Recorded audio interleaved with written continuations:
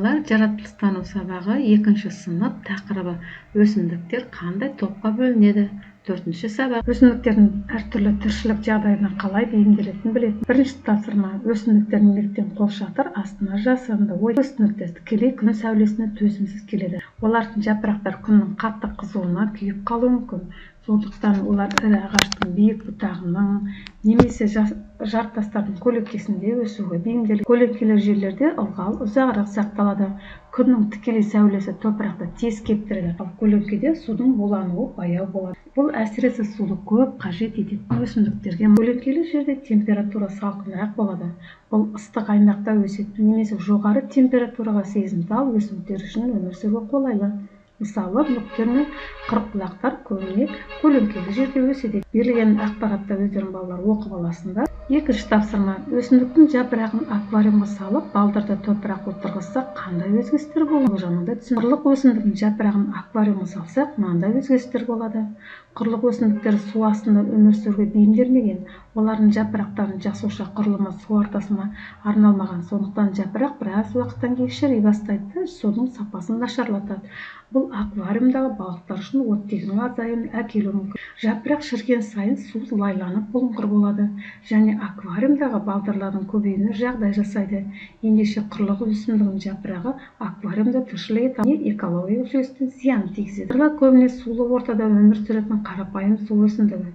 Егер оларды топыраққа отырғызсақ, мынандай өзгерістер болады. Балдырлардың көбі құрлықта өмір сүре алмайды. Олардың тамыр жүйесі жоқ, су мен қоректі тікелей судан сіңіреді. Топырақта олар суды жеткізе алмайды және тез қурайды да өлек болады. Ауада сусыз ортада тіршілік тоқтайды, яғни өсе алмайды. Әсіресе күннің сәулесі тікелей түссе, олар тез кеуіп қалады. Балдырлар топырақта тіршілік ете алмайды және тез арада жойылады. Қорытынды, бұл тәжірибе әртүрлі организмдердің, мысалы, құрлық өсімдігінің су балдырлары өсу ортасына бейімделмегенін көрсетеді. Оларды табиғи ортасынан бөліп, басқа ортаға орналастырсақ, олар тіршілік ете алмайды, сол ортаға кері әсерін тигізуі мүмкін. Үшінші кластерге қара өсімдіктердің түрлері туралы әңгімеле. Өсімдік топтарын ертең осылай аталады. Өсімдіктер екіге бөлінген: құрғақшылыққа және ылғал сүйгішке. Құрғақшылыққа төзімді өсімдік силикалы аймақта кең тараған шөптесін өсімдік. Терең тамыр жүйесі суды терең жер қабатынан ала алады. Екінші сексеуіл Қазақстанның шөлді аймақтарында өсетін бұта немесе кішкентай ағаш. Терең және тамыр жүйесі жер асты суларын тиімді пайдалану мүмкіндік береді. Шамгүл су бетінде өсетін әдемі су өсімдігі, су бетінде қалқып, жарықты сіңіруге мүмкіндік береді. Беде ылғалды топырақты ұнататын, егістіктерде және шалғындарда кеңінен өсірілетін бұршақ тұқымдас өсімдік. Оған су жетіспесе, жақсы өспейді.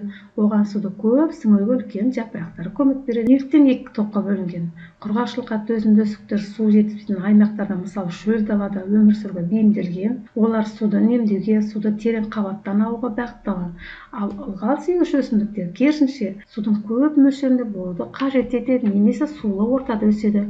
Бұл бөліну өсімдіктердің тіршілік әрекетін анықтайтын маңызды бір белгісі болып табылады. Мына жерде тағы да ақпаратты балалар өздерің оқып аласың. Төртінші бөлме өсімдіктеріне қара. Қай өсімдіктің ылғал сүйгіш екенін, ал қай өсімдіктің құрғақшылыққа белгілері бар. Сыныптағы өсімдіктер қара. Қандай өсімдіктер ылғалды ұнатады, қандай құрғақ климатқа бейімделген. Бұл мұны өздерің сыныптағы өсімдіктерге қарап айтуға болады. Монстера ылғал сүйгіш өсімдік. Оның үлкен, жұмсақ және тесіктері бар жапырақтары. Бұлар көп ылғалды жоғалтқанда тұрақты ылғалды қажет. Құрғақ ауада жапырақтың шеттері қоңырғай тартып солып қалады. Екінші кактус суды сақтауға арналған жуан, етті сабақтары болады.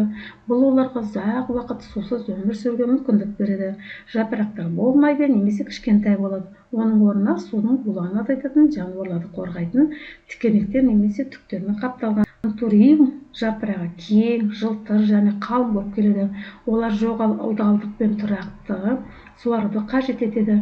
Құрғақ болса, жапырағы сарғайып, солып қалады екен. Балалар, бұл өсімдіктер табиғи ортасы мен олардың ерекшеліктері, жапырағының түрі, сабағы, тікенектері, суға деген қажеттіліктерін анықтауға. Қандай өсімдіктер өседі? Оларды қандай топқа жатқызуға болады?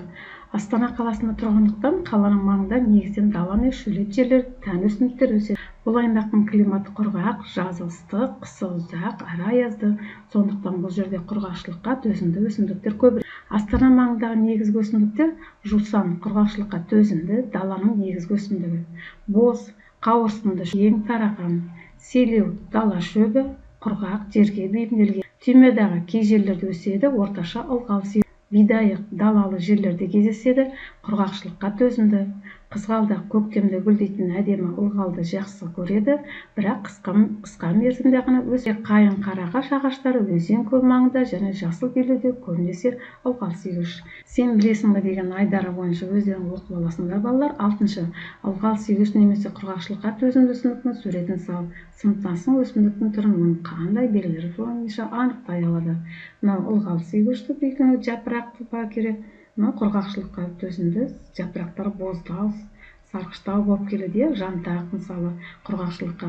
Мынау ылғал сүйгіштік. Келесі өзіңді тексер айдарымен мына сұрақтарға жауап бересің. Балалар, бүгін біз ылғал сүйгіштік және құрғақшылыққа төзімді өсімдіктермен туралы әңгімеледік. Сабақ аяқталды.